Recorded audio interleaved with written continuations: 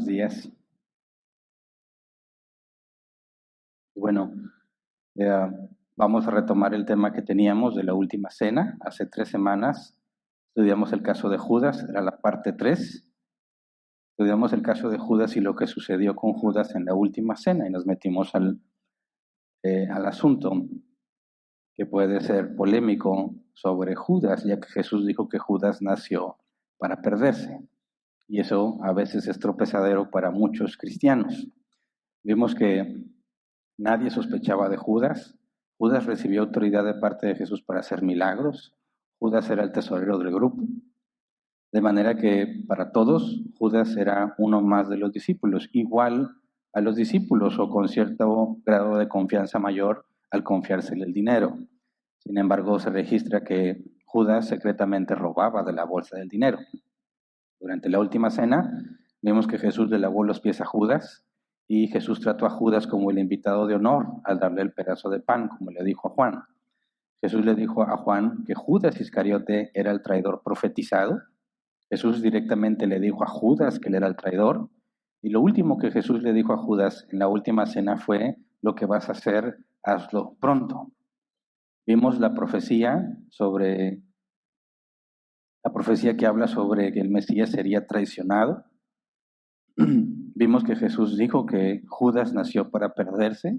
Concluimos que esa profecía se refería a Judas. Y al preguntarnos cómo es eso posible, cómo es que alguien nace para perderse mientras que otros se salvan, llegamos al tema de la doble predestinación, la elección y la reprobación. Y dijimos que tenemos que aclarar siempre, porque eso genera mucho conflicto, que la doble predestinación no es simétrica. Es decir, Dios interviene activamente en la vida de los que ha elegido para salvación y Dios es pasivo en los que han sido elegidos para condenación. Es decir, Dios interviene para salvar a los que ha elegido para salvación y aquellos que han sido elegidos para predestinación, Dios no interviene en sus vidas. Y vimos que el ejemplo más claro que podemos ver, me parece, en el contexto de la última cena es el caso de el caso de Judas y Pedro. En la última cena se informa en ambos casos que traicionarían a Jesús, tanto Judas como Pedro al negarlo, ¿verdad? Jesús le dijo a Judas: lo que vas a hacer, hazlo pronto. Pero lo que Jesús le dijo a Pedro fue algo totalmente diferente. Jesús le dijo a Pedro: pero yo he orado por ti para que no falle tu fe. Y tú, cuando te hayas vuelto a mí, fortalece a tus hermanos. De manera que ahí podemos ver con mucha claridad que a Judas se le dice: haz lo que tú quieras, y a Pedro se le dice: yo he rogado por ti, yo he orado por ti. Vemos la intercesión de Jesús por Pedro en contraposición con decirle a Judas: haz lo que quieras hacer. Ahí está claramente la evidencia de la doble predestinación de forma no simétrica, activo en la elección, pasivo en la reprobación. Cuando Dios salva al que ha elegido para salvación, le da gracia y misericordia. Cuando Dios condena al que ha elegido para reprobación, le da justicia. Ninguno recibe injusticia. Entonces, si fuimos elegidos por Dios para salvación, estamos seguros en sus manos. Es imposible que Dios falle.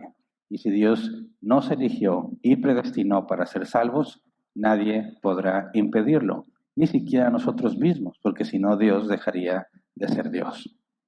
Eso fue lo que vimos hace 3 semanas, lo menciono para entrar en contexto, porque vamos a retomar específicamente lo que menciona el Evangelio de Juan, aunque ya vimos que es muy complicado establecer un orden cronológico siguiendo los 4 evangelios. Ya hicimos el ejercicio de establecer de forma general cierto orden, ¿verdad? Pero en el caso de lo que vamos a ver hoy, que solo registra con detalle el apóstol Juan, no se especifica exactamente en qué momento sucedió cronológicamente hablando. Y vamos a ver el hecho de que Jesús lavó los pies de sus discípulos. De que muchos conocen esta historia y quizás algunos de ustedes o muchos de ustedes incluso participaron en el lavamiento de pies en las congregaciones donde estaban. ¿Alguien ya participó en eso? Levante su mano, todos los que ya lavaron pies. Ok, ahora, Lo comento porque hay cristianos que deducen de estos pasajes que el lavado de pies debiese ser un sacramento. En Árbol Plantado observamos dos sacramentos, ¿verdad? Bautismo y la mesa del Señor. Y hemos dicho, son instrucciones directas de parte de Jesús de algo que la iglesia debía de hacer. Y cuando veamos lo que vamos a estudiar hoy, hay otros que concluyen que el lavado de pies o lavamiento de pies también debería ser un sacramento, porque Jesús específicamente dice, hagan esto entre ustedes. Pero nosotros no consideramos que es un sacramento y en breve veremos la explicación de por qué. Así que los que ya participaron en eso, en el lavado de pies, estoy seguro que vieron el enfoque del ejemplo que da Jesús, ¿verdad? El ejemplo de humildad que da Jesús. Pero me parece que el lavado de pies no solo habla de eso, hay otra cosa que comunica. Y los cristianos se dividen en dos posturas en cuanto a esta segunda forma de comunicar lo que Jesús hizo lavando los pies a sus discípulos. Y la intención de hoy también es que veamos esa otra forma que no es muy común escucharla y las dos, al menos dos posturas que existen al respecto. Entonces, antes de empezar a leer y a estudiar, vamos a orar así como estamos. Señor, te damos muchas gracias por este día. Gracias porque es por tu voluntad que estamos aquí. Gracias por la libertad que nos das para estar aquí. Gracias porque pones en nosotros el querer como el hacer. Ayúdanos, Padre, por medio de tu Espíritu Santo, que podamos comprender tu palabra, que no solo sea generado conocimiento en nuestras mentes, sino que sea convertido en sabiduría, en inteligencia, de manera que podamos avanzar y crecer hasta llegar a la estatura del varón perfecto. Ayúdanos a entender, Señor, qué creemos, por qué lo creemos, cómo lo aplicamos y cómo lo enseñamos a otros. Lo pedimos en el nombre de Jesús. Amén. Bien. A mí también me tocó participar en algo de lavamiento de pies. Y aunque había ciertos errores en lo que me dijeron, en esencia se entiende el ejemplo y la marca distintiva que debe haber en la iglesia. Y también voy a hablar sobre eso, pero vamos primero a Juan capítulo 13, versículo 2 al 11 para ver el relato completo y luego lo vamos analizando verso a verso, que hay mucha información aquí para considerar. Juan 13, versículo 2 al 11, dice, llegó la hora de la cena. El diablo ya había incitado a Judas Iscariote, hijo de Simón, para que traicionara a Jesús. Sabía Jesús que el Padre había puesto todas las cosas bajo su dominio y que había salido de Dios y a él volvía. Así que se levantó de la mesa, se quitó el manto y se ató una toalla a la cintura.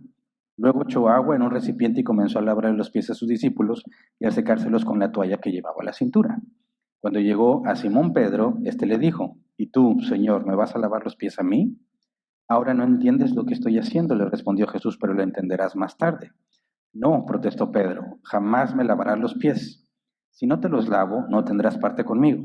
Entonces, Señor, no solo los pies, sino también las manos y la cabeza. El que ya se ha bañado no necesita lavarse más que los pies, le contestó Jesús, pues ya todo su cuerpo está limpio. Y ustedes ya están limpios, aunque no todos. Jesús sabía quién lo iba a traicionar y por eso dijo que no todos estaban limpios. Y ese es el relato, solo lo encuentras en el Evangelio de Juan. Lucas hace una mención que muy probablemente está conectado a eso, y lo veremos un poco más adelante, pero Mateo y Marcos lo omiten por completo. Ahora, el detalle que proporciona Juan implica que se quedó profundamente grabado en su memoria, porque nos narra muchísimo detalle sobre lo que está sucediendo. Y me parece que si continúas leyendo el Nuevo Testamento y llegas a las cartas de Pablo, él también se le informó sobre este proceso y llegó a conclusiones interesantes. Pero vámonos verso a verso. Versículo 2 dice, llegó la hora de la cena, el diablo ya había incitado a Judas Iscariote, hijo de Simón, para que traicionara a Jesús. Y ya no voy a entrar ahí porque eso ya lo estudiamos con mucho detalle, ¿verdad? Hace 3 semanas. Versículo 3, sabía Jesús que el Padre había puesto todas las cosas bajo su dominio y que había salido de Dios y a él volvía. Fíjate el énfasis de Juan en aclarar que a Jesús no se le olvidó quién era, ¿verdad? No es que Jesús se confundiera o cometiera alguna especie de error al lavar los pies a sus discípulos, sino por el contrario. Debido al rango de Jesús, que es el más alto rango sobre toda la creación, debido a eso Jesús se dispone a lavar los pies a sus discípulos. Esto es importante porque Pedro no lo entiende. Y por la reacción de Pedro, Pedro en cierta manera afirma que Jesús está cometiendo un error. Por eso le dice, no, jamás me vas a lavar los pies. Pedro está convencido que Jesús está equivocado en lo que pretende hacer con él, aunque parece que ya lo había hecho con otros. Entonces Juan aclara, no, no, no. Jesús sabe perfectamente quién es, sabe perfectamente lo que va a pasar con él y por esa razón lo hace. De manera que nos deja un precedente. Así son las cosas en el reino de los cielos. Así es como son las cosas en el reino de los cielos. Y todos aquellos que hemos sido regenerados, que hemos sido sacados del mundo y puestos en el reino de los cielos, ¿verdad? Que es nuestra tarea extenderlo en el mundo, que aún no se manifiesta visiblemente, pero en nosotros está el reino de los cielos. No nos regimos bajo el mundo ni las leyes del mundo, hablando en el tema espiritual, ¿verdad? Que por supuesto que estamos sujetos a las leyes de Romanos 13. Me refiero a que nosotros no nos guiamos como el mundo se guía. Nosotros debemos vivir en base a las reglas, a las leyes del reino de los cielos. De manera que Jesús, siendo quien era y haciendo esto, deja un precedente que él mismo explica más adelante. Entonces, versículo 4 dice así que se levantó de la mesa, se quitó el manto y se ató una toalla a la cintura. Se levanta de la mesa y se quita el manto. El manto, aquí la palabra griega se traduce como una prenda exterior, una capa, una túnica.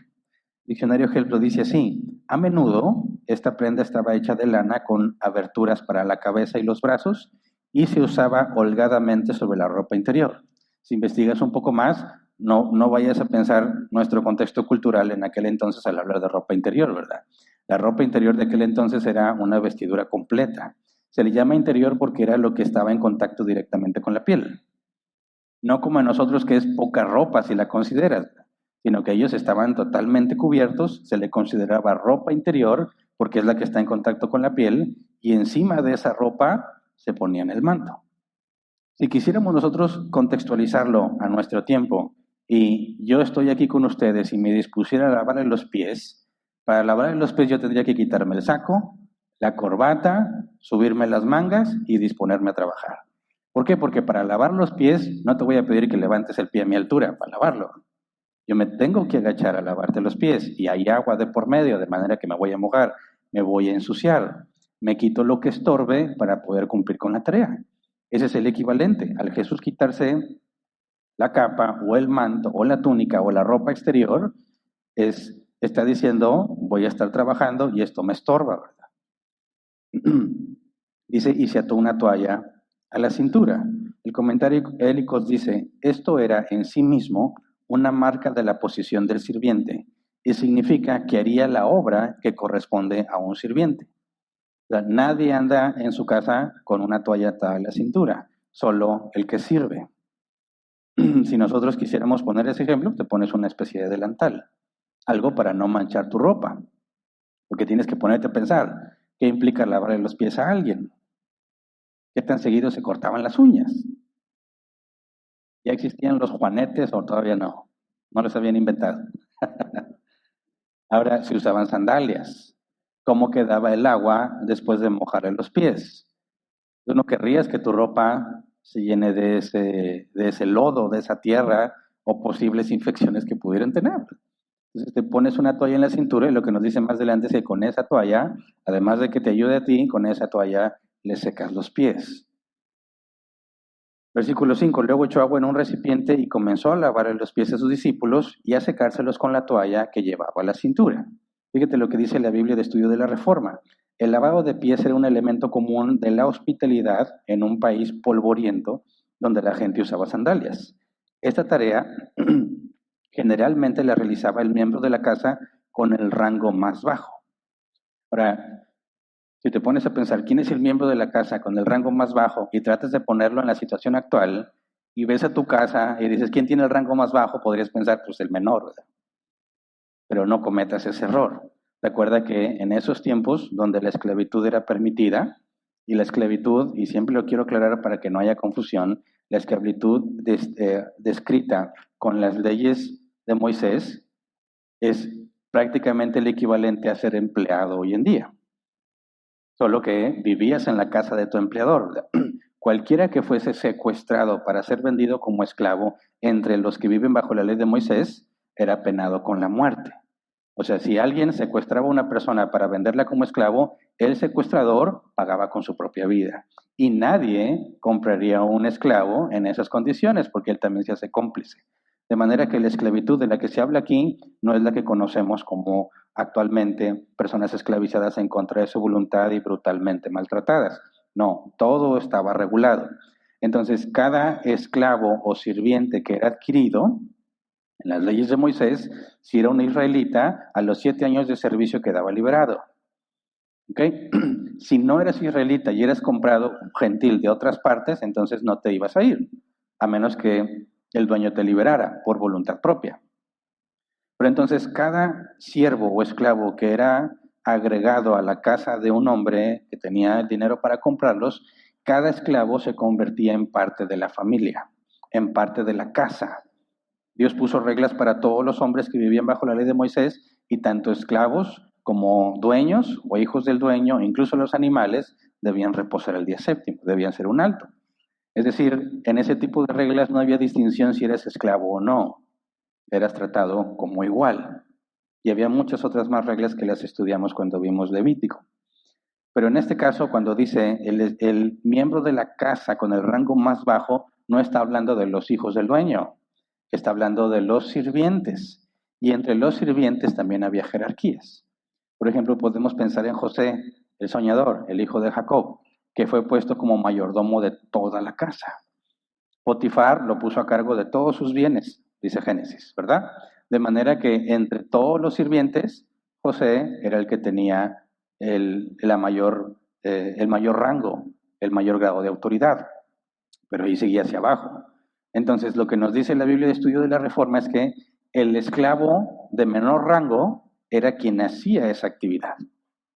Pero no siempre, porque en aquel tiempo, como dice también, era propio de la hospitalidad que el anfitrión proporcionara el recipiente con agua para que cada uno se lavara los pies. Por ejemplo, en Lucas 7:44, dice, luego se volvió hacia la mujer y le dijo a Simón, ¿ves a esta mujer? Cuando entré en tu casa no me diste agua para los pies, pero ella me ha bañado los pies en lágrimas y me los ha secado con sus cabellos. Jesús dice, cuando entré no me diste agua para los pies. No dijo no me lavaron los pies. Lo que implica es que cuando invitaron a Jesús a la casa de este tal Simón no tenía sirvientes. Lo que se hacía cuando no tenía sirvientes, como un gesto de hospitalidad, era decirte, órale, aquí está el agua para que te laves las patas. ¿Por qué? Pues que vienes de la calle, ¿verdad? Los traes bien cochinos. Vas a entrar, te invito a comer, que era algo también de lo más común en la hospitalidad, y no existía el concepto de sillas. Las sillas eran reservadas para los principales hombres en autoridad. Los reyes, los gobernadores se sentaban para juzgar, no para comer. Sentarse era prácticamente sinónimo de gobierno o de juicio. Para comer te recostabas. Al recostarte sobre tu hombro, aunque había cojines, tus pies, o sea, tú te acuestas en horizontal, ¿verdad? No totalmente acostado porque tienes que comer, pero tus pies quedan en la cara del que está a un lado tuyo. Qué desagradable estar comiendo y viéndole los pies mugrosos al que está a un lado. Entonces, si eres invitado a una casa, es un gesto de hospitalidad decirte, lávate los pies, ¿verdad? Y Jesús dice, entré a tu casa y no me diste agua para lavarme los pies. Esa era la costumbre en las casas donde no había servidumbre. Cada uno se lava sus propios pies. Pero, según vi en un libro que se llama El testimonio del discípulo amado, de Richard Bauckham, dice, lavar la suciedad de los pies de otra persona era una tarea reservada solo para los sirvientes gentiles de rango más bajo, y los esclavos judíos a menudo estaban exentos de este deber. En una casa sin esclavos, cada uno lavaba sus propios pies. Aquí hay otro detalle. Si un judío, un israelita, tenía un esclavo que también era israelita, a él no lo ponían a lavar los pies porque era demasiado humillante para un compatriota israelita. Lo hacía un gentil. Entre ellos buscaban, tampoco me pongas a lavar los pies, yo también soy israelita. Decían, yo también soy del pueblo de Dios, también soy descendiente de Abraham. A mí no me pongas esa tarea. Así que aunque los esclavos lo hacían, no cualquier esclavo lo hacía. Porque si había sirvientes o esclavos y todos eran israelitas, cada quien se lavaba sus pies. Solo una casa con esclavos gentiles podía darle ese servicio de que le lavaran los pies. ¿Se entiende? Culturalmente hay que entender que la tarea de lavar los pies, aunque era común, era lo más degradante que podías pedirle incluso a un esclavo. Ahora, recordemos, como detalle extra, que en la última cena ellos venían de Betania, ¿verdad? Vamos a Lucas 22, 8 al 12. Dice, Jesús envió a Pedro y a Juan diciéndoles, vayan a hacer los preparativos para que comamos la Pascua. ¿Dónde quieres que la preparemos?, le preguntaron. Miren, contestó él, al entrar ustedes en la ciudad les saldrá al encuentro un hombre que lleva un cántaro de agua, síganlo hasta la casa en que entre y díganle al dueño de la casa. El maestro pregunta, ¿dónde está la sala en la que voy a comer la Pascua con mis discípulos? Él les mostrará en la planta alta una sala amplia y amueblada, preparen allí la cena. Entonces, ¿se acuerdan que habían hecho una cena en honor de Jesús en Betania, verdad? En la casa de Lázaro. Después de ahí, toda la multitud que fue a ver lo que había pasado con Lázaro y a escuchar del propio Lázaro el testimonio de haber muerto y resucitado, hizo que, en cuanto Jesús inicia el viaje, se adelantan y lo reciben en Jerusalén, la entrada triunfal que ya la analizamos también. Pero es en ese mismo recorrido que llegan a este lugar. Entonces Jesús le dice a Pedro y a Juan, ustedes adelántense a la ciudad, y Jesús y el resto de los discípulos llegan después. Así que no era un día normal, venían de viaje y de caminar. ¿Cómo traerían los pies los discípulos? ¿Qué clases de cosas te encuentras en el camino? Donde pasan mulas, caballos de los más adinerados, camellos, lo que tú quieras, defecan donde sea, ¿verdad? ¿Cuál es el riesgo de traer tus pies no solo llenos de tierra, sino también de manchas no deseadas y desagradables? Entonces vienen de este viaje y es cuando Jesús le lava los pies a sus discípulos. No era un día normal con pies normales. Eran pies de alguien que ya viajó mucho y que vienen especialmente sucios, ¿verdad? Ahora, si Jesús se puso a lavar los pies de los discípulos, esto implica que es muy probable que no se habían lavado los pies, ¿verdad? Cuando entraron. Porque se especifica que nada más estaban ellos, ya lo vimos, para celebrar la Pascua había una restricción de la cantidad de personas que pueden estar, un mínimo y un máximo. Tiene que haber un mínimo de personas que puedan comerse un cordero, pero si no completan, pues entonces tenían que moverse a otra casa y hacer su propia celebración con su propio cordero. Entonces podemos deducir que Jesús estaba ahí con sus discípulos, nada más ellos. No habría servidumbre atendiéndolos. Y como Jesús se pone a lavar los pies de los discípulos, implica que lo más probable, que no lo puedo afirmar, es que no se habían lavado los pies, lo que podría darnos una información sobre en qué momento del tiempo fue, ¿verdad? No se sabe exactamente si ya habían tomado la cena o solamente, como he leído, había ciertas etapas de comida, una especie de aperitivo antes de la Pascua y luego la Pascua y luego vemos que fue el pan y la copa. Entonces algunos piensan que se refiere a este momento del tiempo en ese aperitivo donde apenas están acomodando y sentándose y aún no empiezan formalmente la cena de Pascua. Tendría sentido porque oye, ¿cómo empezaron a comer sin lavarse los pies, verdad? Entonces podríamos quizás darnos una idea. Ahora, Jesús entonces está ya tomando la posición de siervo, el más bajo en la jerarquía, y vemos la reacción de Pedro. Juan 13:6. Cuando llegó a Simón Pedro, este le dijo, ¿y tú, Señor, me vas a lavar los pies a mí? Ahora cuando dice, cuando llegó a Simón Pedro, no se especifica cuántos ya habían sido lavados de sus pies, ¿verdad? Algunos dicen, no, Pedro fue el primero. Algunos dicen, no, seguramente porque tenemos información de quiénes estaban en la mesa y sabemos que exactamente a un lado de Jesús estaba Juan y luego quizás Pedro, porque Pedro, lo vimos hace 3 semanas, le hizo señas a Juan para que le preguntara a Jesús quién era el traidor y Juan, que estaba a un lado, pudo preguntarle. Entonces algunos dicen, no, si Jesús empezó a lavar de donde él estaba, el primero debía haber sido Juan. Y si estaba Judas, si a Judas Jesús le dio un pedazo de pan, eso implicaría que Judas estaba cerca. Y dicen algunos quizás también primero a Judas y luego Pedro. Total, no importa, no cambia lo que sucedió. Pero dice que cuando llega Simón Pedro, implica que es probable que ya había otros que les lavó los pies, no dijeron nada, ¿verdad? Pero Pedro no se queda callado, como es común de Pedro, y le pregunta, ¿tú, Señor, me vas a lavar los pies a mí? Ahora piensa en la reacción de Pedro. Todos ahí entienden que quien hace eso es el esclavo de menor rango. Y todos ahí entienden que Jesús es el Mesías, excepto Judas. De manera que no cuadra ver al rey que Dios había prometido, que gobernará sobre todas las naciones, no cuadra verlo en el papel del esclavo de menor rango. Creo que eso podemos imaginarlo. Todos los judíos, todos esperaban que Jesús llegara a vencer a los romanos y a liberarlos. Esperaban el cumplimiento de todas esas profecías. Esperaban una guerra liderada por Jesús para liberarlos de la opresión romana y que esa guerra se extendería al resto de las naciones y que gobernarían, como está profetizado. Lo último que esperarían es ver a Jesús en esa condición, porque no va con lo que ellos esperan ni con las profecías en las que se enfocaron. Y si Dios lo permite, más adelante veremos la profecía sobre el Mesías, porque muchos se enfocan en todo esto que el Mesías haría, derrotando a los enemigos y acabando con la maldad, pero pasan por alto todas las profecías del siervo sufriente, donde también estaba profetizado que el Mesías sufriría. Pero bueno, quizás podemos entender la reacción de Pedro, ¿verdad?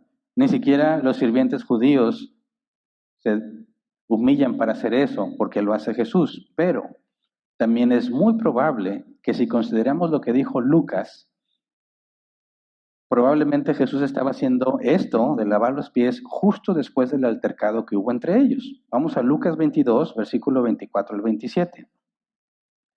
Esto también es durante la última cena. Dice, tuvieron además un altercado sobre cuál de ellos sería el más importante. Jesús les dijo, los reyes de las naciones oprimen a sus súbditos y a los que ejercen autoridad sobre ellos se llaman a sí mismos benefactores. No sea así entre ustedes. Al contrario, el mayor debe comportarse como el menor y el que manda como el que sirve. Porque ¿quién es más importante, el que está a la mesa o el que sirve? No es el que está sentado a la mesa, sin embargo, yo estoy entre ustedes como uno que sirve. Y esa última parte parece ubicarnos justo en el momento después de que Jesús lava los pies de sus discípulos, porque hace distinción entre el que está en la mesa y el que está sirviendo, y eso es justo lo que Jesús hizo al lavarle los pies. Ellos estaban en la mesa y Jesús les estaba sirviendo.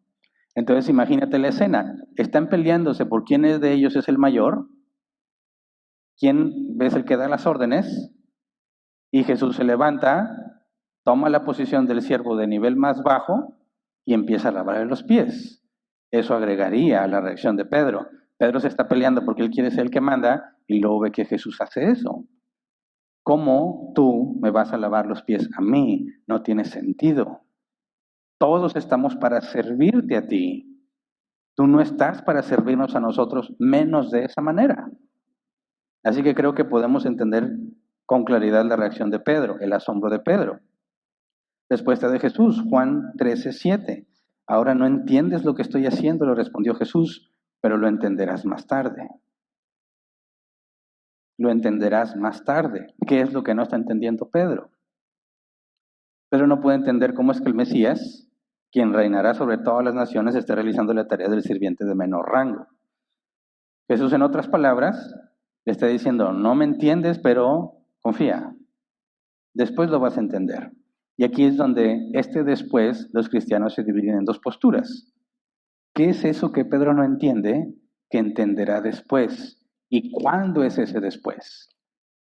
Los cristianos que piensan que si tú sigues leyendo los versículos más adelante, ahí mismo Jesús explica lo que Pedro no entendía. Esa es una postura. Otra postura es que sí, además de que Jesús explicó eso, hubo otra cosa que los discípulos entendieron después.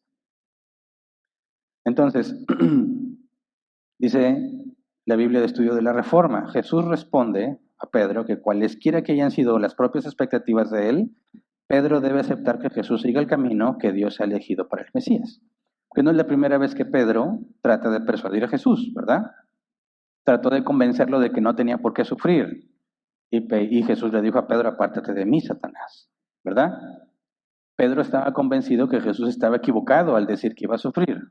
Ahora Pedro está convencido de que Jesús está equivocándose al querer lavarle los pies a él. Tal era la seguridad de Pedro que llega al grado de concluir que él está bien y Jesús está mal. Pero al mismo tiempo dice que Jesús es el Mesías, el Hijo de Dios. Así que puedes ver que hay un serio problema teológico en Pedro, ¿verdad? Porque aunque afirma que Jesús es el Hijo de Dios, el Santo de Dios, el Mesías, al mismo tiempo él dice, hay que darle una mano porque se equivoca, ¿verdad? ¿Cómo? Pero también así somos nosotros muchas veces. Interpretamos la Escritura, a veces la interpretación es clara y simple, pero buscamos adaptarla a nuestra situación para hacer lo que queremos. Como si dijéramos, sí, ahí dice, pero eso no es lo más correcto. A mí me parece que lo correcto es esto, tal como lo hace Pedro. Entonces, ¿qué es eso que Pedro no puede entender, pero que entenderá más tarde?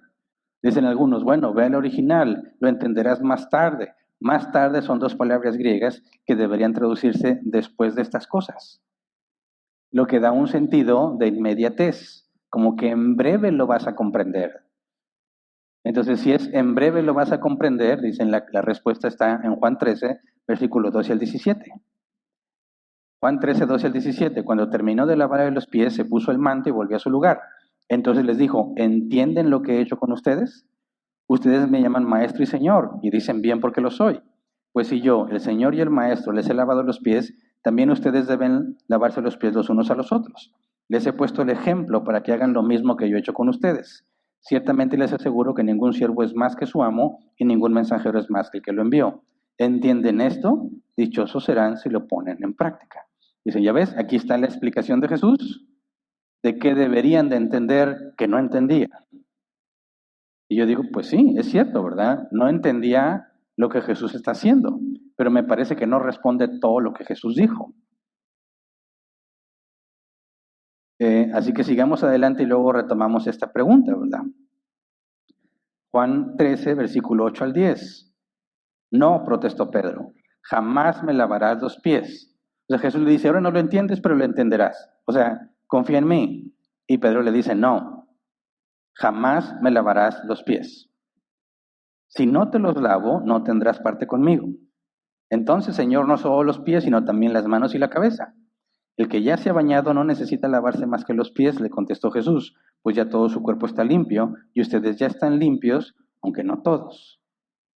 Entonces Pedro no da una, ¿verdad? Y tampoco se queda callado. Sigue y hablan que no sabe ni qué. Pedro concluye que Jesús está cometiendo un error, ¿verdad? No, no, jamás me vas a lavar los pies a mí. Está plenamente convencido. Y cuando Jesús le dice, si no te los lavo, no tendrás parte conmigo, esa es una de las informaciones claves, creo yo, de lo que Jesús está haciendo, porque esa parte, si no te los lavo, no tendrás parte conmigo, no está explicado en lo que ya vimos del versículo 12 al 17. Jesús no explica literalmente esa parte. Versículo 9, entonces Señor, no solo los pies, sino también las manos y la cabeza. O sea, Pedro no entiende lo que está pasando. No me vas a lavar los pies. Dice, bueno, si no te los lavo, no tienes parte conmigo. ¿Qué significa tener parte conmigo? Bueno, acuérdense que a ellos se les dijeron que lo siguieran, ¿verdad? Y que si habían dejado todo, recibirían recompensa. Más adelante como vimos en Lucas, más adelante y tú vas a ver que les dice que ellos sufrieron junto con él, padecieron con él y los va a poner en un lugar de prominencia en el reino de los cielos y que juzgarán a las 12 tribus de Israel. No tendrás parte conmigo es, olvídate, tú no vas a estar conmigo en mi reino. Entonces Pedro, que no entiende lo que Jesús está haciendo, no quiere que le lave los pies, pero dice, si no te los lavo no tendrás parte conmigo. Dice, bueno, entonces te digo, Señor, no nada más los pies, porque estoy sucio, también las manos y la cabeza. ¿A qué se refiere? Lucas 5:8. Al ver esto, Simón Pedro cayó de rodillas delante de Jesús y le dijo, apártate de mí, Señor, soy un pecador. Pedro está consciente que todo él está sucio, no nada más los pies. Cuando Pedro empieza a tener una idea de que lo que Jesús dice va más allá del solo hecho de lavar los pies, sino que tiene que ver con algo que indica si va a estar con él o no, dice Jesús, entonces no nada más los pies, lávame todo. ¿Por qué digo que todo? Porque los pies y la cabeza eran la forma en que ritualmente se bañaban para considerarse limpios y consagrados. Lo vimos en Levítico con las leyes sobre los sacerdotes. Para ser nombrados sacerdotes se tenían que bañar. Y el baño no era necesariamente todo el cuerpo, la cabeza, las manos, los pies y listo. Pedro, en ese contexto, entonces no nada más los pies, conságrame completo para ti, cabeza y manos, como se hacía con los sacerdotes. Y Jesús le dice, no, ¿verdad? El que ya está bañado, versículo 10, el que ya está bañado, no necesita lavarse más que los pies, le contestó Jesús, pues ya todo su cuerpo está limpio, y ustedes ya están limpios, aunque no todos. Y esta es otra parte que Jesús no les explicó literalmente ahí. Cuando Jesús les explica que lo que hace implica que el mayor sirve al menor, en ninguna manera explica cómo es que si no te lava no tienes parte con él, y cómo es que si ya estás limpio, lo único que necesitas lavarte es los pies. Esa explicación la omite por completo. Por eso me parece que cuando le dice a Pedro, no lo entiendes ahora, pero lo entenderás después, no se refiere solamente al ejemplo que Jesús puso sobre que el mayor sirve al menor, sino específicamente lo que implica que Jesús tiene que lavarte para que tengas parte con él. Entonces, si leemos de nuevo la explicación que Jesús les da al terminar de lavar los pies, Juan 13, versículo 12 al 17, dice, cuando terminó de lavar los pies, se puso el manto y volvió a su lugar. Entonces les dijo, ¿entienden lo que he hecho con ustedes? Ustedes me llaman maestro y señor y dicen bien porque lo soy. Pues si yo, el Señor y el Maestro, les he lavado los pies, también ustedes deben lavarse los pies los unos a los otros. Les he puesto el ejemplo para que hagan lo mismo que yo he hecho con ustedes. Ciertamente les aseguro que ningún siervo es más que su amo y ningún mensajero es más que el que lo envió. ¿Entienden esto? Dichosos serán si lo ponen en práctica. Y en esa explicación no hay nada que indique por qué si no te lava no tienes parte con él. ¿Y qué significa eso de que ya estás limpio, pero como quiera necesitas lavarte los pies? Eso no está explicado. Por eso yo en lo personal, aunque tú puedes diferir, yo en lo personal no creo en esta primera postura que dice lo que no entendía Pedro se lo explicó aquí en el 12 al 17, porque me parece que es más profundo. ¿Qué es lo que no está entendiendo Pedro? Jesús no lo explica ahí. Eso implica que se lo entenderás después, tampoco es necesariamente después de mucho tiempo, sino dentro de poco tiempo. Todos los discípulos, excepto Judas, debían ser lavados por Jesús para poder estar con él. Es lo que les enseña. Así que el lavado de pies es un símbolo de lo que Jesús haría ese mismo día. Y acuérdense que me refiero al día contado por el sistema judío, ¿verdad? El día empieza en el atardecer y termina el siguiente atardecer. Porque en ese mismo día de la última cena Jesús fue crucificado. Dice, oye, pero anocheció y amaneció, es otro día. En nuestra forma de contar los días sí, pero en la forma en la que ellos contaban los días, no, es el mismo día. Ahora piensa, ¿por qué Jesús tiene que lavarte para que puedas tener parte con Él? ¿Lavarte de qué? Este lavado de pies, ¿a qué apunta? En última instancia, apunta a la crucifixión y su muerte. ¿Por qué? ¿Qué sucedió cuando Jesús murió en la cruz? Hizo expiación y propiciación de nuestros pecados. ¿Recuerdan qué significan esas dos palabras complejas, expiación y propiciación? Expiación es quitar el pecado. Propiciación es apartarse de la ira. Jesús pagó la deuda. Ahora, ¿cuál es el símbolo para un cristiano? El símbolo de que ha nacido de nuevo, de que Jesús pagó por sus pecados. El bautismo, ¿verdad? Jesús ordenó que bautizáramos, ¿verdad? En nombre del Padre, del Hijo y del Espíritu Santo, y que les enseñemos todo lo que Él había mandado. Toda persona que ha nacido de nuevo debe bautizarse. Es el primero de los sacramentos. Lo primero que alguien que nació de nuevo debe obedecer, bautizarse. ¿Y qué significa el bautismo? Que moriste y volviste a nacer, ¿verdad? Eso implica que el viejo hombre queda sepultado en las aguas y el nuevo hombre emerge. Eso tiene que ver con lo que explicas en el pasado, porque el que ha nacido de nuevo se bautiza como un símbolo de que él ya no es el mismo. Se sumerge en las aguas y su viejo hombre se queda ahí sepultado. Sale de las aguas y es un nuevo hombre, hombre en el sentido genérico, aplica también para las mujeres, pero también hacia el futuro, que moriremos y resucitaremos juntamente con Cristo. En el bautismo nos identificamos con Jesús diciendo, así como Él murió y resucitó, Él me hizo morir mi carne, me renueva internamente y también llegará el día en que muera mi carne y me resucitará cuando Él regrese por mí. Entonces, el bautismo, si tú consideras todo el Antiguo Testamento, las cosas se limpiaban o se purificaban con agua. ¿Se acuerdan todo lo que vimos del Levítico de cómo tratar con las plagas de lepra? Todo era con agua, con agua. Cuando Juan predicaba el bautismo de arrepentimiento, era vergonzoso o humillante para los israelitas, porque eso aplicaba solo a los gentiles que querían ser parte del pueblo de Israel, prosélitos. Y bañarse era como decir, oye, vienes todo sucio, mugroso del contexto pagano, báñate para que seas consagrado a Dios. Ellos no se bañaban de esa manera porque decían, nosotros ya somos pueblo de Dios. Y cuando Juan predicaba el bautismo de arrepentimiento, implicaba que el israelita, el judío, tenía que decir, sí, yo vengo igual de sucio que los gentiles, por eso también tengo que bautizarme. Era una especie de baño, de lavado, te lavan el pecado. Entonces los cristianos que dicen, esto es un sacramento y debemos lavarnos los pies unos a los otros, dicen, porque aquí Jesús dijo, hagan esto, ¿verdad? Entre ustedes. Sí, pero nosotros tenemos el sacramento del bautismo, que específicamente se refiere a esto mismo. Eres lavado completamente. Claro que también tienes que lavarte los pies y ahorita explicamos eso, pero vamos a lo que dice el apóstol Pablo en Filipenses 2, versículos 5 al 11. La actitud de ustedes debe ser como la de Cristo Jesús, quien siendo por naturaleza Dios, no consideró el ser igual a Dios como algo que aferrarse.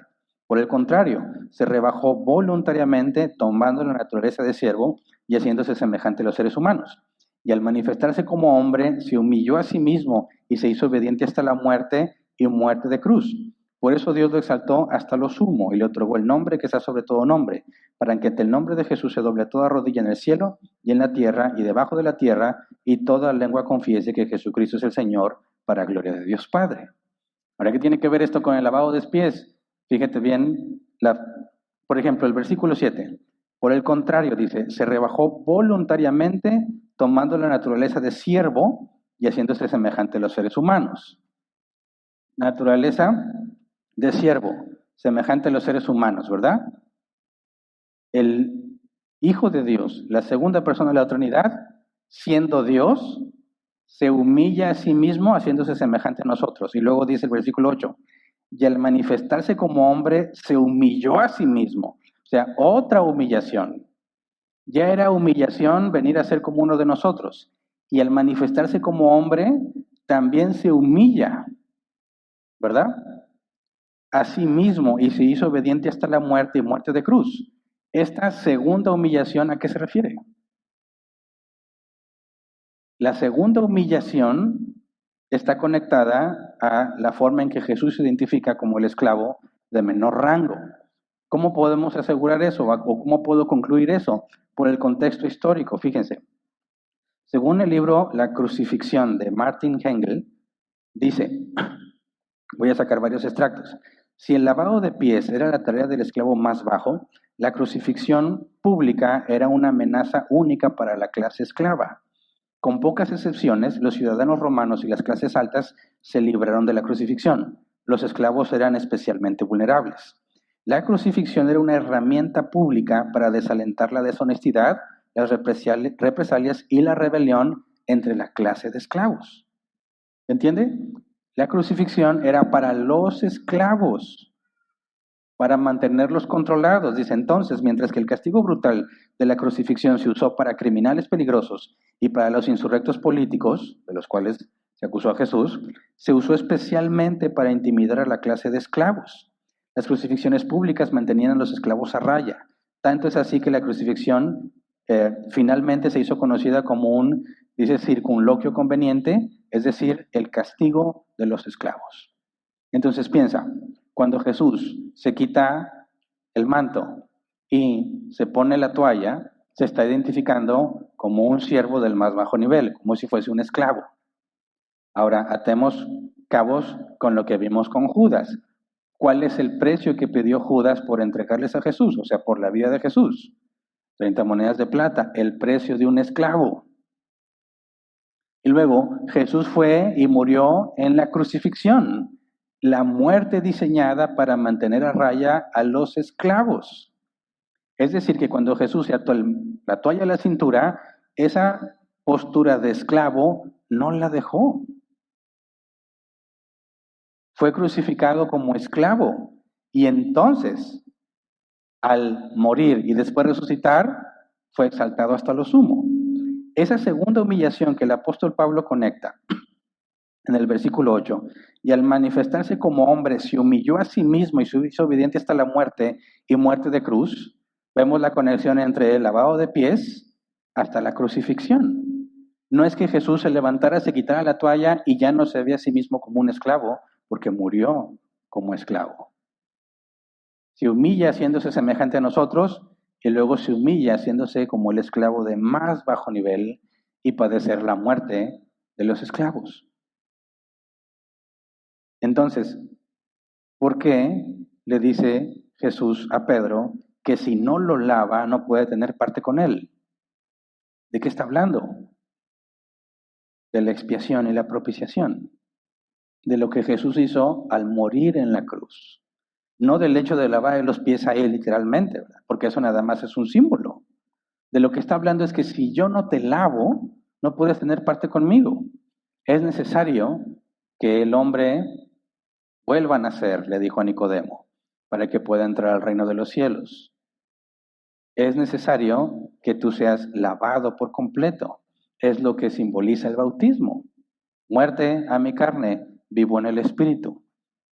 Toda mi deuda de pecado es removida porque Jesús pagó la deuda. ¿Se entiende? Entonces, cuando dice Juan 13:10, el que ya se ha bañado no necesita lavarse más que los pies, le contestó Jesús, pues ya todo su cuerpo está limpio. Y ustedes ya están limpios, aunque no todos, sabemos que esa última parte se refiere a Judas. Pero ¿qué se refiere con eso de que el que ya está bañado no necesita lavarse más que los pies?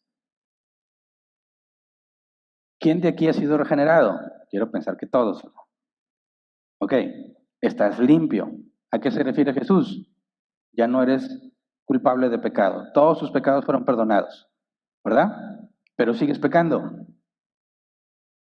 Esta es una frase en latín que se le atribuye a Lutero. Simul justus et peccator. Simultáneamente justo y pecador. Es la guerra interna de todo aquel que ha nacido de nuevo. Dice el apóstol Pablo, soy un miserable. Las cosas buenas que quiero hacer, no las hago. Las cosas malas que no quiero hacer, termino haciéndolas. Tengo un conflicto interno, quiero deleitarme y hacer lo que a Dios le agrada, pero mi cuerpo se opone y termino haciendo muchas veces lo opuesto a lo bueno que quería hacer, termina haciendo lo malo. Sí, Jesús ya pagó por mí, me declaró inocente, pero sigo en este cuerpo de muerte. Todo hijo de Dios, todo aquel que ha sido regenerado, es justo y pecador al mismo tiempo, pero no en el mismo sentido. Es justo porque Jesús ya pagó. Es pecador porque sigue en este cuerpo de muerte. De manera que aunque ya fuiste declarado inocente, aún sigues pecando. Jesús dice, el que ya está bañado no necesita más que lavarse los pies, pero aún te ensucias. Es la condición de todo hijo de Dios. El pecado sigue estando con nosotros. Seguimos sujetos al pecado por la carne que tenemos. Pero no somos víctimas, pecamos porque así queremos, pero tenemos una guerra interna. Esa es la señal del nuevo nacimiento, la lucha interna contra el pecado. El que no es de Dios se entrega al pecado y lo disfruta. Así de simple. Sí tiene cargos de conciencia a veces, pero se le pasa y vuelve a hacer lo mismo. Debe ser completamente evidente quién es cristiano y quién no cuando te adentras en la vida de una persona. Porque el que no es, aunque sabe que hay cosas que están mal hechas, se deleita haciéndolas y te las cuenta con gusto y se alegra con aquellos que también lo hacen. Pero el que es hijo de Dios, aunque también tiene la misma capacidad de hacer esa misma maldad, no puede estar en paz. Aunque dices, lo disfrutó cuando lo hizo, sí, pero después es insoportable. y no lo cuenta regocijándose y no se alegra con los que lo hacen. Busca a su Salvador para ser limpiado.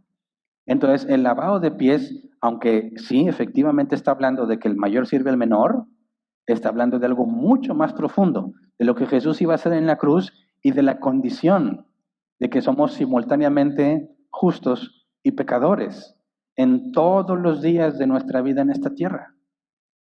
Y eso no se los explicó Jesús en el versículo 12 al 17. Por eso creo yo que cuando le dice lo entenderás más tarde, tiene que ver con la resurrección de Jesús. Y quizás específicamente cuando Jesús se aparece entre ellos, que es muy probable que estuvieran en este mismo lugar, y les abre el entendimiento para que comprendan la escritura, que fue al tercer día después de esto. Entonces, si todos entendemos que somos simultáneamente justos y pecadores, y que aunque estamos lavados tenemos nuestros pies sucios por el andar en este mundo, en este cuerpo, eso implica que todos los días debes acudir a tu Salvador para lavarte los pies, para, dice Apocalipsis, blanquear tus vestiduras. Ningún cristiano puede pensar que ahora sí ya no peca, que ya fue salvo y ya no peca. Eso es absurdo. Y por más absurdo que se oye, hay cristianos que así lo enseñan.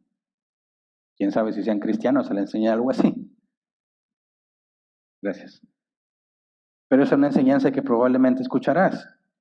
Entonces, uno de los sentidos, y podemos estar todos de acuerdo, es que la autoridad en la iglesia debe usarse para el servicio, en contraste con lo que haces en el mundo. Pero de una manera más profunda, el lavado de pies apuntaba a la crucifixión y muerte de Jesús y a la condición de nosotros como justos y pecadores simultáneamente. Ahora, en cuanto al uso de autoridad, yo creo que podemos ilustrar eso y debiera ser la marca distintiva de una congregación que se dice cristiana. Cualquier grupo de personas que se ponen la etiqueta de iglesia cristiana debe tener esta marca distintiva. Porque cualquiera que haya trabajado en una empresa sabe cómo funciona la autoridad en una empresa. Y hay muchos ejemplos para todos aquellos que han trabajado como empleados, o ya sea que sea tu negocio y tú seas el jefe, se entiende claramente que todos los que están ahí están por necesidad, ¿verdad? Aunque a algunos les gusta lo que hacen, lo hacen por dinero. ¿O alguien de aquí trabaja por puro gusto?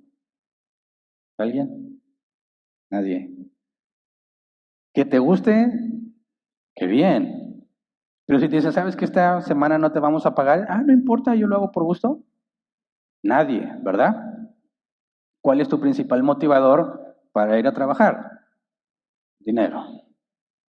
Prestaciones.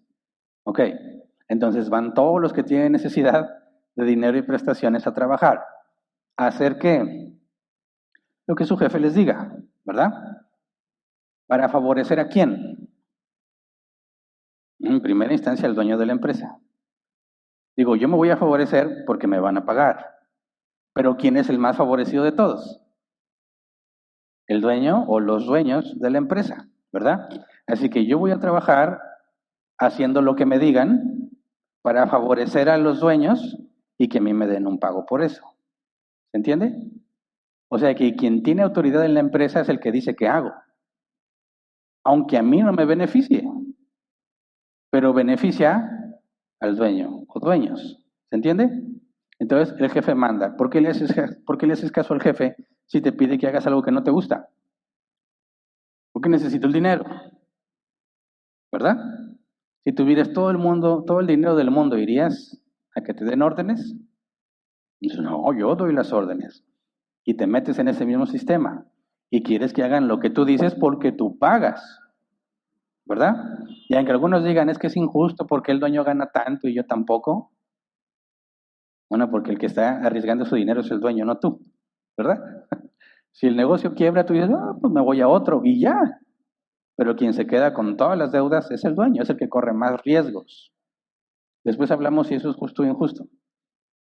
Pero el punto es que ese es el concepto de autoridad que aprendes en cualquier parte. Pero lo que Jesús enseñó dice que en la iglesia es lo opuesto. Lo opuesto. Y eso a veces es muy difícil de comprender. Y las prácticas de lo que entiendes como autoridad quieren venir a tenerlas aquí en la iglesia. Y esperan ver lo mismo en la iglesia que ves en una empresa con respecto a la autoridad. En una empresa vas a ver muchos elementos de administración, que no tendría nada de malo que la iglesia los use, porque es para administrar y somos llamados administradores de Dios, mayordomos de todo lo que nos ha dado. Así que podemos usar cualquier herramienta de administración que tengamos a la mano que no contradiga la palabra de Dios. Pero con respecto a la autoridad, las cosas son completamente diferentes. Y hay que dejar claro eso, porque luego entramos en problemas en la iglesia. Cuando alguien llega a la iglesia, luego pregunta, ¿quién es el pastor? ¿Por qué? ¿Alguna vez lo has hecho o te ha tocado saber por qué? ¿Quién es el pastor? Aquel fulano. Muchas gracias. Y se van directo con el pastor. ¿Por qué? Si van a pedir algo, si van a pedir una ayuda, si van a presentarse, ¿a quién buscan primero? Al pastor. Y digo el pastor porque no están acostumbrados a que haya una pluralidad de pastores. Y piensen que hay uno, ¿verdad? Dicen, yo aquí llego directo con el que manda. Y si voy a pedir algo, voy y le digo a él. Y si necesito permiso para algo, voy y le digo a él. Ese concepto de autoridad, ¿de dónde lo sacaste? No de la Biblia, del mundo, ¿verdad? ¿Y qué esperas que el que tiene autoridad haga? Pues que diga lo que se tiene que hacer. Y si tú no estás muy conforme con lo que se dice, ni modo, él es el jefe. Y así son muchas iglesias cristianas, que se dicen cristianas, que hacen lo que el que tiene autoridad les dice, aunque contradiga la escritura. Es totalmente contradictorio, pero el pastor dijo, y hazle caso. Bueno, eso es un grave error que hay que corregir. El lavado de pies enseña de parte de Jesús que siendo él el del más alto rango que puede existir, se comporta como si fuese el más bajo rango que podía existir en esa cultura. ¿Qué significa eso? Que cada vez que venimos a la iglesia hay una diferencia enorme, radical, entre lo que hacemos nosotros y lo que hace el mundo cuando se organiza. Tú vas a un trabajo y te pagan, ¿ok? Principal motivación, que me paguen. Y dicen, nada como una deuda para agarrarle amor al trabajo, ¿verdad? Porque ahora menos te puede salir por la deuda que tienes. Pero ¿por qué vienes a la iglesia a servir? ¿Cuál es tu motivación? ¿Qué vas a ganar? ¿Qué gana el dueño cuando tiene mucha gente trabajando para él? Dinero, si las cosas van bien. ¿Qué gana el que tiene más autoridad en una congregación si la iglesia se llena? Algunos dinero también, que es lo que se la pasan pidiendo. Y todo es para ellos. Pero hablemos de una congregación bíblica. En una congregación bíblica, si los ancianos tienen sueldo, es fijo, ¿verdad? No importa cuánta gente haya, ese es el sueldo del pastor. Pero mientras más autoridad o responsabilidad tienes en una iglesia, según Jesús, más debes de servir. ¿Se entiende? Ahora, ejemplo. Por ejemplo, este año se creó una nueva área, medios digitales.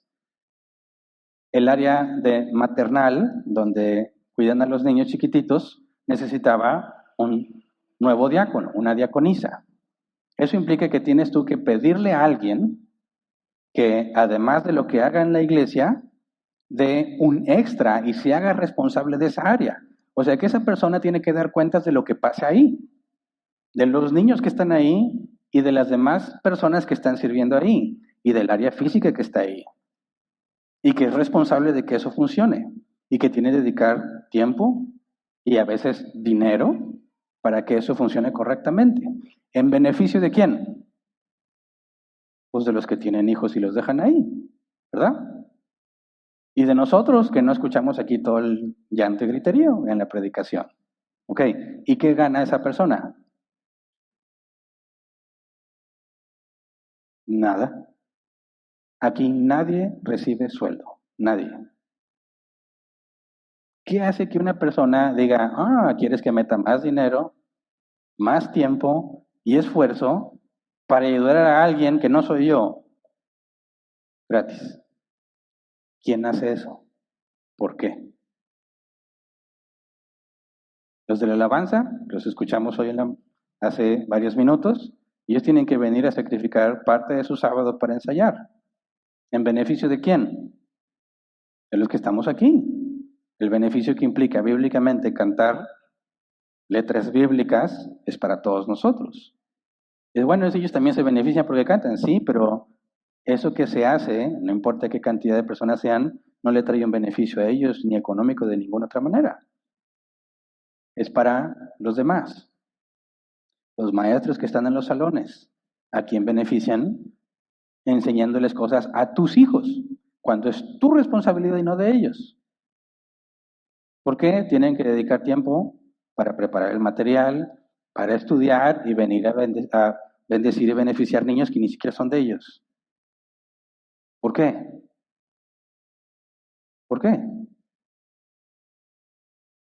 Porque eso es lo que Jesús enseñó. Mientras más autoridad, más sirves. ¿Se entiende? O sea, que yo tengo que pensar, cualquiera que tiene autoridad aquí tiene que pensar cómo te puedo beneficiar más.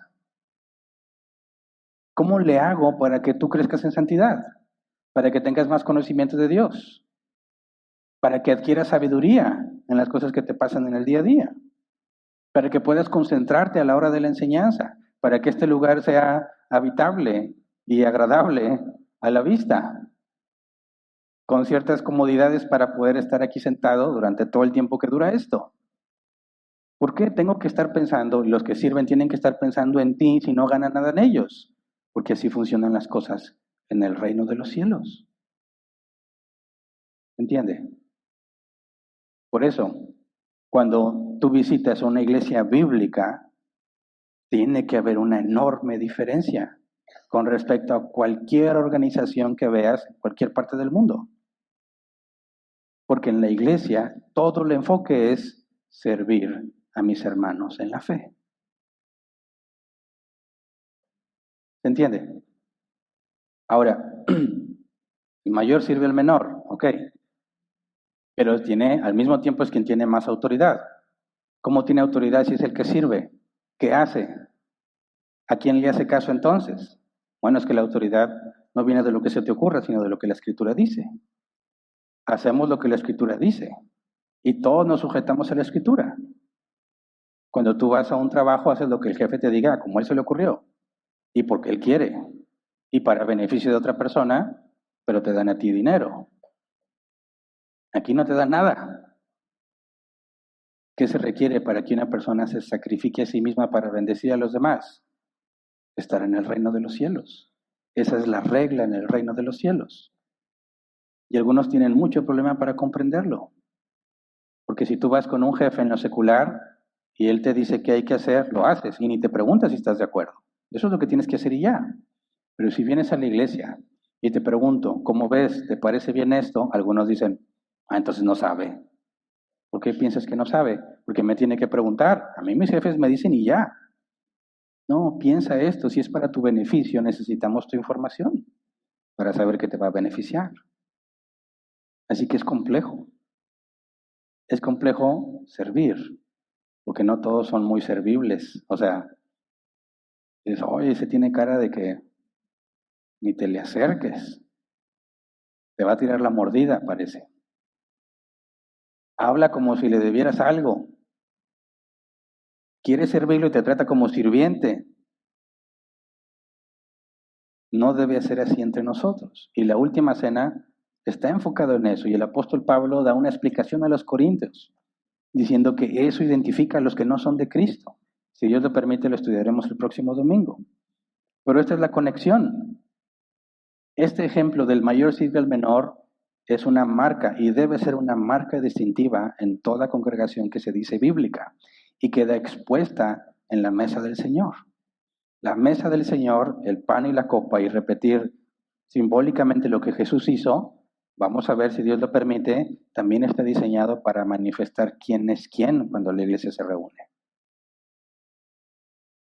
Así que el lavado de pies no consideramos que sea un sacramento, que tenemos el bautismo, que habla exactamente de eso. Pero si alguien lo quiere hacer, hay congregaciones que se pongan de acuerdo, tampoco dice que no lo hagas, ¿verdad? Queda a su criterio. Pero tenemos que ver que es mucho más que el concepto de que el mayor sirva al menor.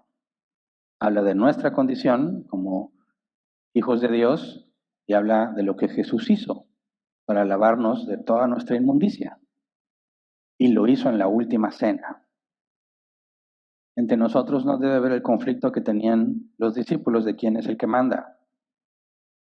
De hecho, quien realmente entiende la autoridad y la responsabilidad bíblica le va a pensar mucho en aceptarla, porque implica negarte a ti mismo. Y, como en el caso de Jesús, y lo vimos, nadie le estuvo agradeciendo cuando estuvo en la cruz, ¿verdad? Nadie le echó ¿cómo decirlo? Algún gesto de agradecimiento por lo que estaba padeciendo. Nadie. Al contrario, los que estaban con él se avergonzaban y los que estaban en su contra lo humillaban.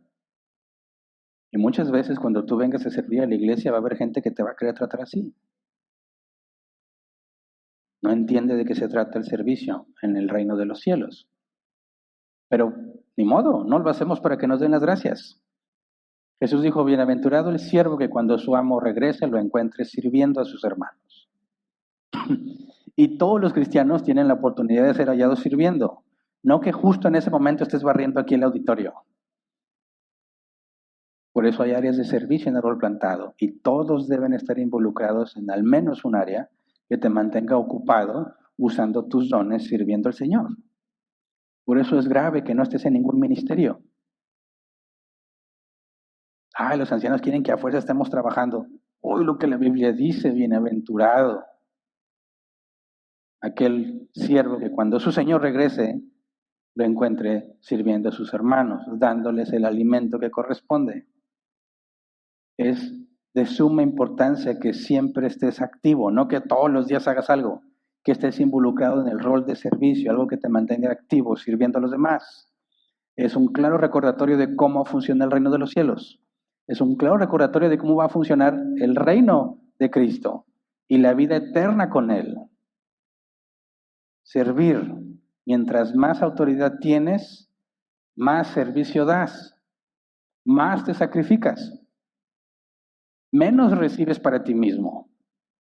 Mientras más madurez el cristiano, menos piensa en su beneficio. Necesitamos muchos cristianos maduros porque hay muchas cosas que hacer. Pero específicamente este tema del servicio y de la negación lo conecta el apóstol Pablo con el pan y la copa de Cristo. Y si Dios lo permite, lo analizamos la próxima semana. Así que vamos a ponernos de pie y vamos a orar.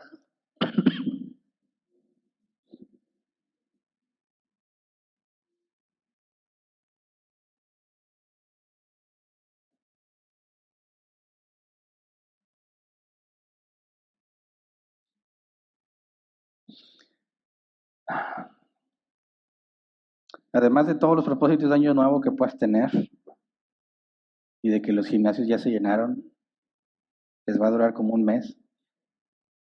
Eso es lo que hace que se mantengan vivos los gimnasios, ¿verdad? Enfoquémonos como iglesia en lo que es de mucho más relevancia, no que ir al gimnasio no sea importante, todos debemos cuidar nuestro cuerpo, pero no descuidando las cosas que son más importantes. Y una de las cosas que debemos de cuidar aquí en el voluntado es que siempre debe haber una autoridad bíblica con nosotros, entre nosotros. Autoridad bíblica, porque personas con autoridad puede haber muchas, pero autoridad bíblica, en el modelo bíblico, eso es lo importante, y ese es el milagro de los regenerados. Jesús dijo, el que quiera ser mi discípulo, tome su cruz, niéguese a sí mismo y sírvame. Y ese negarte a ti mismo tiene que ver con el servicio. ¿Qué tanto estás sirviendo a tus hermanos? Tenemos reglas en árbol plantado para la membresía, de que tienes que estar en un área no esporádica, ¿verdad? Donde cada 4 meses sirves. Si es así, métete también a otra área para que te mantengas ocupado. Al menos 2 veces al mes estés comprometido a servir. Y eso es no porque nosotros seamos beneficiados, a mí no me benefician absolutamente nada.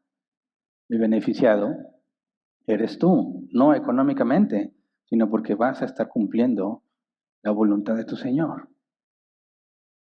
Y vas a estar avanzando en tu crecimiento personal, comprendiendo y conociendo parte de lo que Jesús vivió al entregar su vida por nosotros. Y eso es lo que nos hace madurar. Y sí, te van a maltratar. Hay de todo aquí. Personas muy maduras, personas muy inmaduras y personas que ni siquiera son cristianas. Y de repente te van a ofender y te van a menospreciar y van a tener en poco lo que haces. Y es más, algunos estarían más contentos si no estuvieras tú ahí. Pero no lo haces por agradarle a ellos, lo haces por tu Señor. Y si cuando nos critican tienen razón, pues pedimos perdón y buscamos cambiar. Y si no, nos acordamos que a Jesús también lo trataron así, y a Pablo, y a todos los hijos de Dios. Así que debemos esforzarnos por entender el concepto del reino de los cielos con respecto a la autoridad y asegurarnos que entre nosotros se mantenga siempre. Cuando llegue el día que los que estemos en autoridad ya no estemos, la responsabilidad va a ser de ustedes, de que aquel que esté en autoridad tenga claro entendimiento bíblico de lo que eso implica y que se esfuerce por preservarlo y que se corrija y se exhorte y se discipline al que no quiere hacerlo así. A todo el que quiera traer un concepto mundano de autoridad debe ser reprendido. Sucede a todos los niveles de responsabilidad en la congregación. Todos somos llamados a servir y necesitamos gente que sirva, gente que se niegue a sí mismo para el bien de los demás por obediencia a su Señor. De eso se trata la vida cristiana. Y cuando Jesús enseña la parábola de los siervos que son llamados a cuenta, se les da más responsabilidad como recompensa, de manera que servirás más. Necesitamos tener en cuenta siempre que Jesús, siendo quien era, vino a servir. Con mayor razón nosotros. Así que vamos a orar. Señor, ayúdanos a entender el sacrificio que implica el servicio a tu pueblo, el servicio a ti, servicio a nuestras familias. Ayúdanos a entender que somos simultáneamente justos y pecadores, que podamos verlo con claridad en nuestra vida para poder ser tolerante con nuestros hermanos, porque también son justos y pecadores simultáneamente. Muchas veces, Señor, entre nosotros atestiguaremos tanto actos de justicia como actos pecaminosos entre nosotros. Ayúdanos, Señor, a ser fieles a tu palabra y al mismo tiempo comprensivos, sabiendo que nosotros mismos cometemos los mismos errores. A no ignorarlos ni pasarlos por alto, sino lidiar como corresponde bíblicamente con cada uno de esos temas. A comprometernos, Señor, a entender que tú nos has lavado, Señor, y que lamentablemente seguimos ensuciándonos, y por eso hay que acudir a ti todos los días, porque todos los días nos ensuciamos. Buscarte con humildad, buscarte en oración, meditar en tu palabra, Señor, meditar en nuestras acciones para buscar los cambios, para morir a nosotros mismos, para vivir para ti. Ayúdanos, Padre, a vivir agradecidos por lo que hiciste y lo que eso implica para con todos los que somos hijos tuyos. Todos somos un pueblo y todos somos hermanos. Pero como tú enseñaste, Padre, solo tenemos un hermano mayor, que eres tú. Solo tenemos un maestro, que eres tú. Tú has dado dones, Señor, y ministerios para que bajo tu autoridad sirvan a la familia en Cristo, a todas las ovejas tuyas, Señor. Y entre todos los que estamos aquí, Señor, que nos has llamado al servicio, danos la capacidad de vivir en humildad, de entender con claridad de qué se trata servirte, de qué se trata servir a mis hermanos. Que ninguno busque el aplauso, la recompensa o la gratitud, que lo hagamos todo como se dice de ti, Señor, en obediencia. Te humillaste a ti mismo y fuiste obediente hasta la muerte. Ayúdanos, Padre, a ser imitadores tuyos, negarnos a nosotros mismos y ser obedientes a ti hasta la muerte. Queremos ser esos siervos bienaventurados que los encuentres sirviendo. Y cuando regrese, Señor, o nos sorprenda la muerte, podamos ser hallados comprometidos con tu servicio, enrolados en distintas áreas de servicio, negándonos a nosotros mismos para beneficiar a nuestros hermanos. Y aquellos que han recibido responsabilidad y tienen la madurez, ayuden a los que tienen menor madurez a madurar, a crecer, a entender. Y aquí podamos ver muchos buenos ejemplos de servicio, Señor.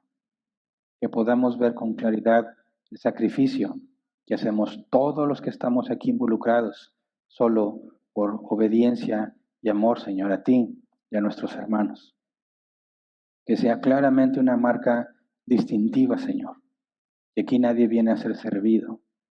Todos venimos a servir, porque todos estamos imitando a nuestro Salvador. Ayúdanos a profundizar cada vez más en tu palabra. Que no se llene solamente de conocimiento nuestro cerebro, Señor, sino que podamos ponerlo en práctica y adquirir sabiduría, sabiduría que viene de ti, Señor, de lo alto. Que podamos cada vez más apartarnos de la sabiduría del mundo y podamos vivir según la sabiduría divina, la que proviene de ti, Señor, y que tu palabra dice que la das abundantemente a quien te la pida. Te pedimos sabiduría, Señor. La palabra dice que la humildad antecede la sabiduría. Por eso lo primero es que nos hagas humildes. Si nos resistimos, humíllanos, Señor. Queremos estar en el lugar que nos corresponde. Queremos entender, estamos llamados a servir, de manera que solo tu nombre sea glorificado, Señor. Que toda la gloria y la honra sea para ti. Somos vasos de barro, Señor, con un tesoro adentro. Pero nosotros no somos el tesoro. Somos vasos de barro y tú usas los vasos como te place.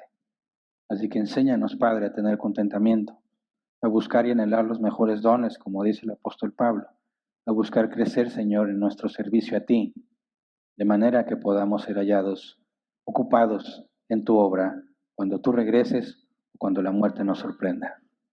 Todo esto te lo pedimos, Señor, en el nombre de Jesús. Amén. Pueden sentarse. Pasemos a la sección de preguntas.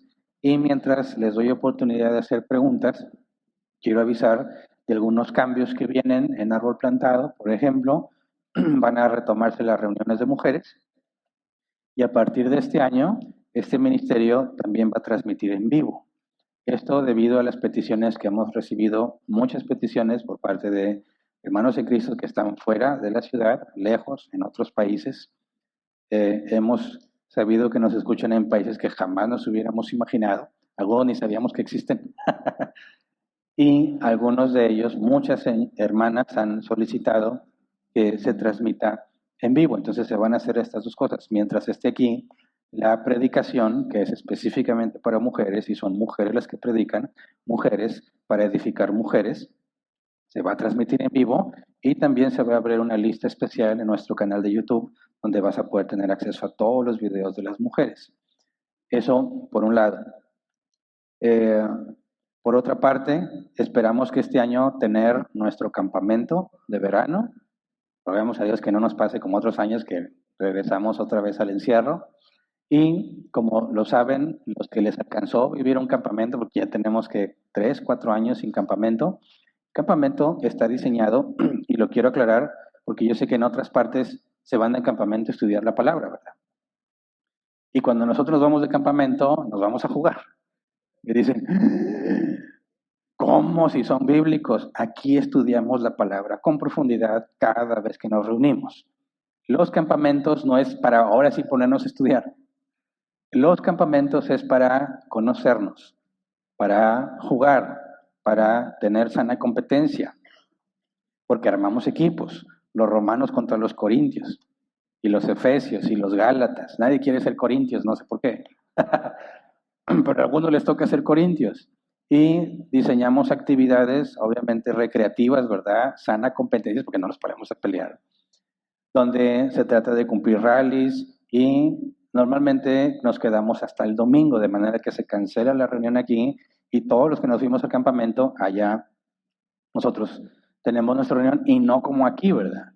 Hacemos alguna actividad normalmente los domingos cuando estamos de campamento que tiene que ver con conocimiento bíblico.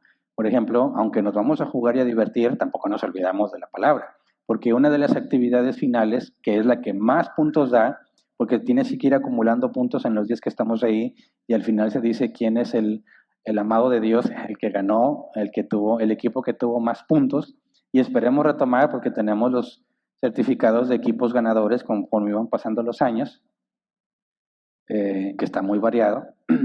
Se reparten aleatoriamente los equipos, gentes de la tercera edad, con jovenazos como de mi edad, y luego los más jóvenes, y también metemos niños de manera que todos estén mixtos, obligados a convivir de distintas edades, que eso es muy útil en las congregaciones, aunque casi no se da, los viejos con los viejos y no me aceptan, los viejos con los viejos, los más jóvenes con los más jóvenes, los niños con los niños, y se pierde mucho beneficio, porque deberían estar interactuando unos con otros, que los niños vean, aprendan de los más grandes y los más grandes de los más viejos.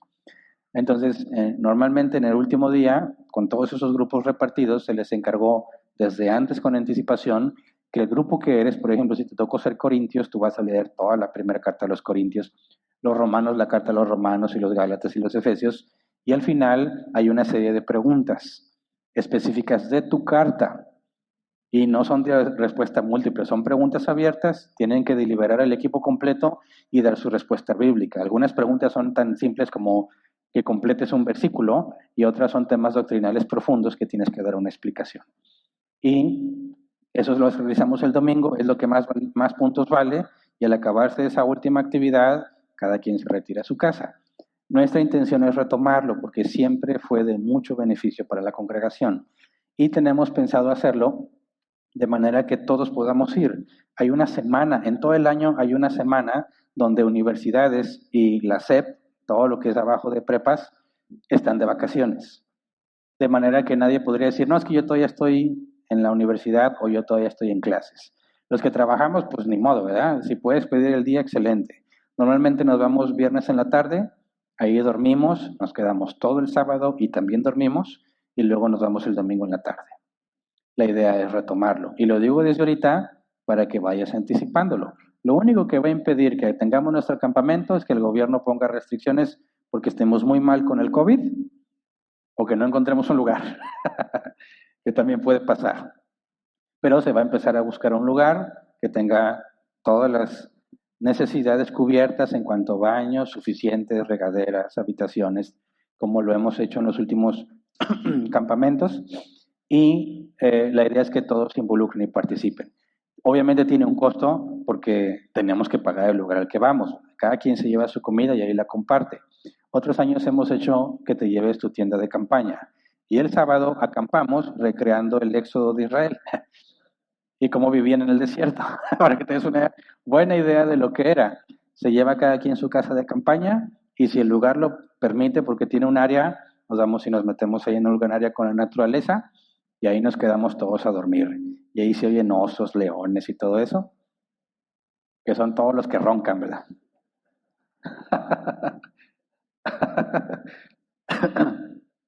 Pero es muy bonito ver, la última vez que lo hicimos, ver todas las tiendas de campaña.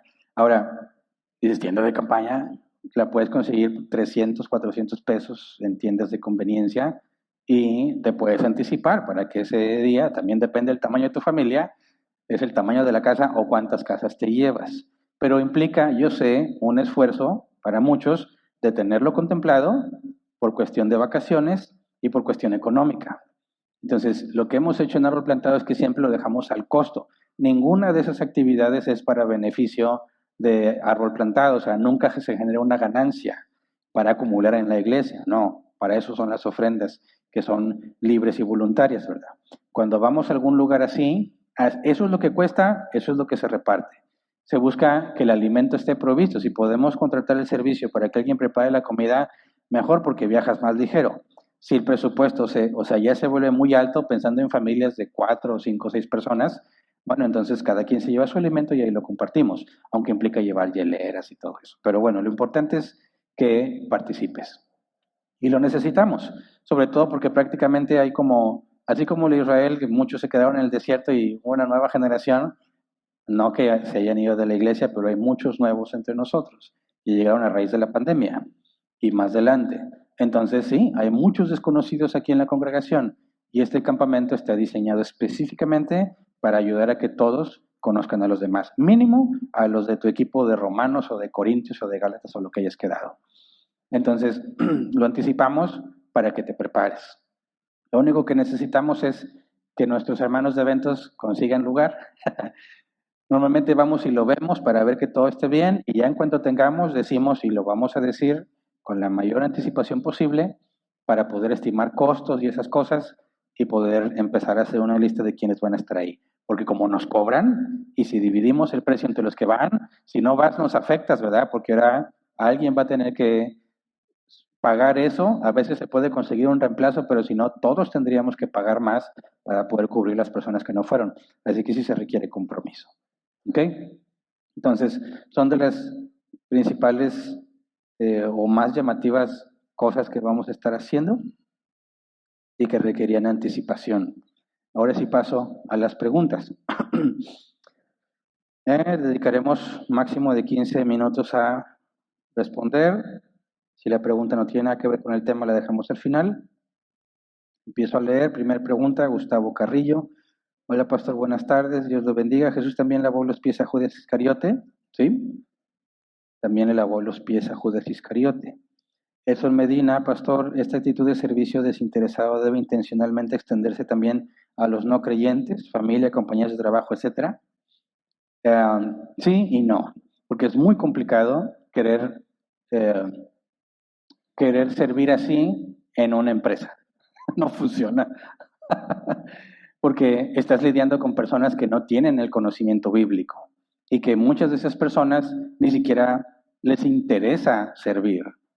Yo, mira, una experiencia personal en el trabajo, vi que estaban regañando, me parece a mí, de forma degradante a varios trabajadores. Les gritaron y les dijeron de todo así públicamente, todos estaban viendo y yo pensé, definitivamente, esto está muy mal, ¿verdad? Y me daban ganas de hablar con alguien y acusar a esa persona por el maltrato.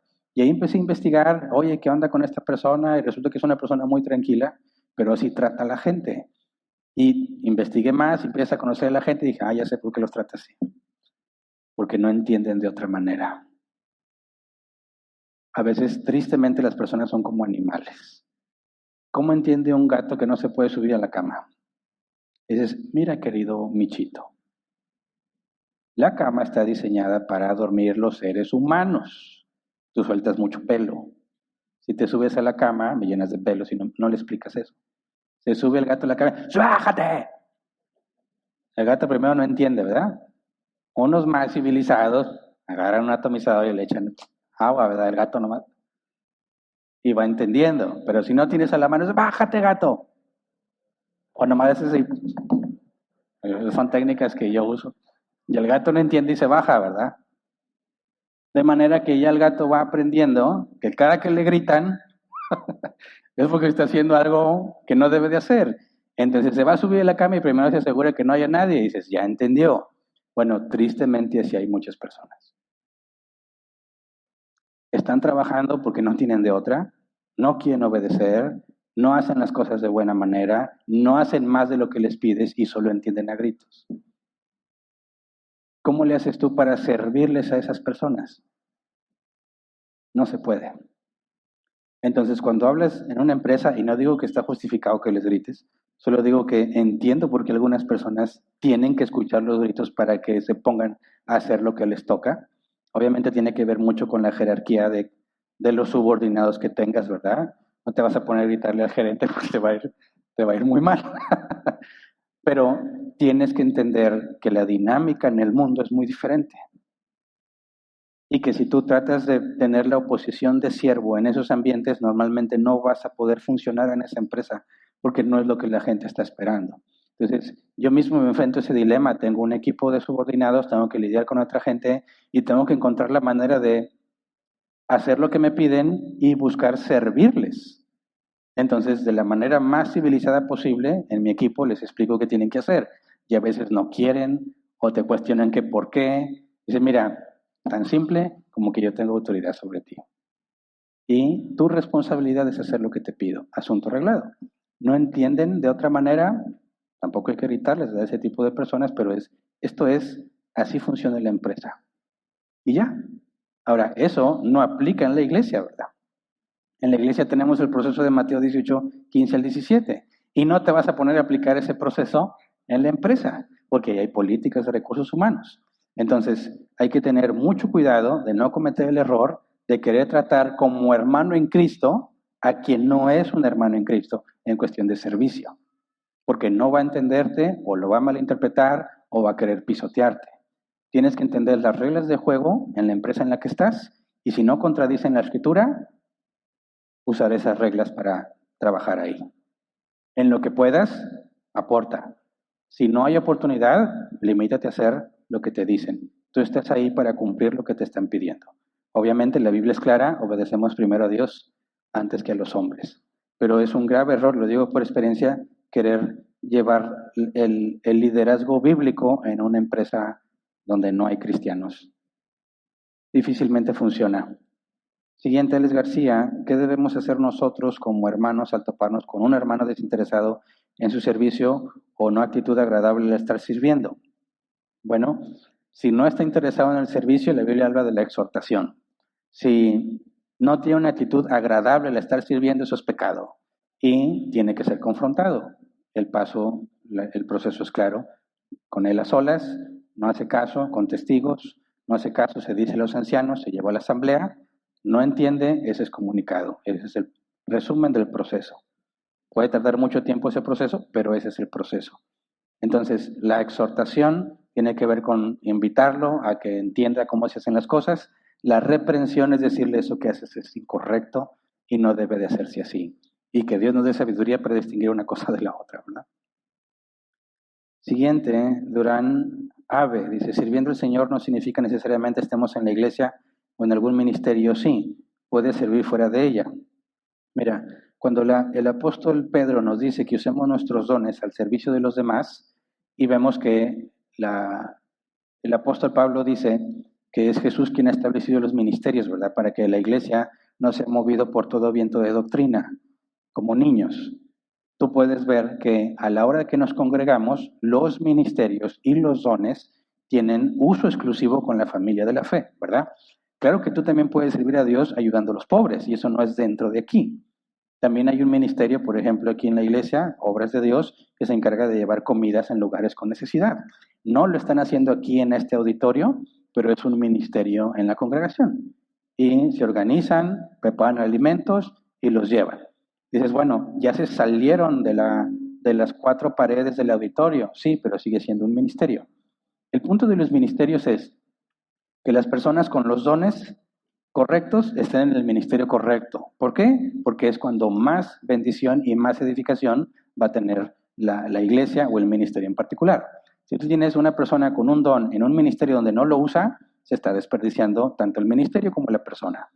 Pero si tú tienes una persona con un don específico en un ministerio donde usa ese don específico, la edificación va a ser mucho mayor y más eficiente. Entonces, no significa que todo tienes que venir a hacerlo aquí, ni significa que todos los días tienes que estar aquí. Pero los días en que la iglesia se reúne, se requiere que sirvas. Y eso es una excelente oportunidad de mantenerte ocupado en las cosas de Dios. No sé quién fue, espero no haber sido yo. Entonces, sí, puedes servir a Dios en cualquier lugar en el que te encuentres, pero tus dones no son para ti, sino para servir a los hermanos en la fe. Y el lugar más claro donde sirves a tus hermanos en la fe es al reunirse en la congregación. Creo que también hay ministerios de ayuda, de apoyo a miembros, que no tiene que ver con la reunión como tal, pero sigue siendo un ministerio de la iglesia. Pero no te confundas, que nadie se confunda pensando que tienes que estar aquí metido para servir al Señor, ¿verdad? Se trata de estar enrolado en un área de servicio organizado, ¿verdad? Porque somos un cuerpo. También pregunta Durán Ave que si el campamento es solo para miembros. No. El campamento no es solo para miembros, es también para los congregantes. Y algunos han preguntado, oye, pero tengo familia inconversa, ¿puede ir? Puede, pero tenemos reglas específicas. Si no son conversos, ahí se van a comportar como si lo fueran. O sea, nada de vicios, nada de palabras malsonantes o maldiciones, nada de actitudes antideportivas, nada de pleitos, porque al momento en que eso se presenta, va a tener que ser retirado del lugar. ¿Para qué batallamos con esas cosas? Es un campamento de la iglesia, vas a llevar a alguien que no es creyente, no hay ningún problema, pero él tiene que tener claro cuáles son los lineamientos requeridos para ese tipo de actividades que corresponden a la vida de un creyente, y si él puede comportarse y tú te haces responsable, excelente. Pero si detectamos que hay comportamientos no deseados y no necesarios por nosotros, ¿para qué queremos esos problemas? Te vamos a pedir que te retires o mínimo que retires a tus invitados. Así que queda a tu criterio si quieres invitar a alguien. Yo te recomiendo que no. Pero si dices, no, pues es mi abuelo y mi abuela, bueno, si tú quieres llevarlo, está bien, pero con esos lineamientos en claro. Y es todo, ¿verdad? Bien.